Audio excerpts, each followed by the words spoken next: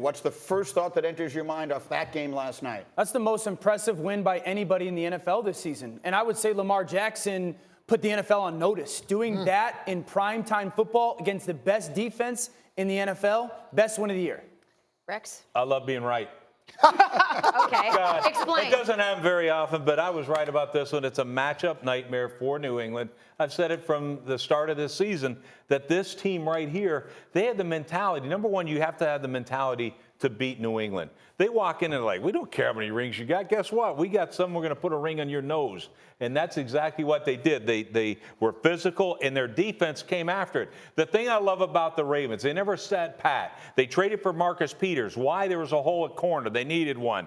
There's a nice punt by Brady right there. But when I look at it, this is what they do. They're like, hey, we want to play a certain style of defense. We want to double Edelman, which they did every snap, and they wanted to man you up on the outside. They match up. We're seeing why New England wanted to get Antonio Brown.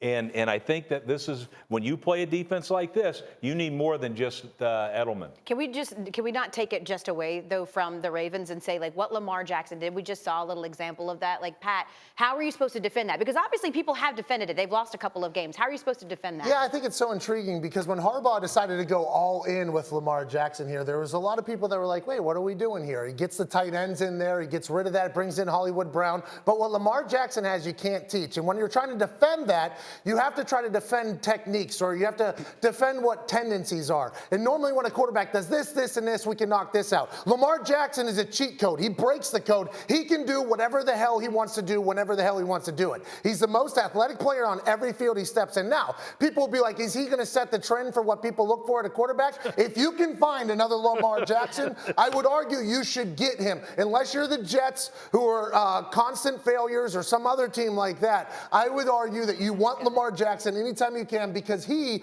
can do things that no other human can do right now with the football, and you can't prepare for it because I don't even know if Greg Roman, who's done well with him, knows what's coming. It's just kind of a show and lightning in a bottle. Wait, we haven't gotten to the firing the coaches part. That's coming up a little bit later. Yeah. But let me read you something that Hembo just texted me.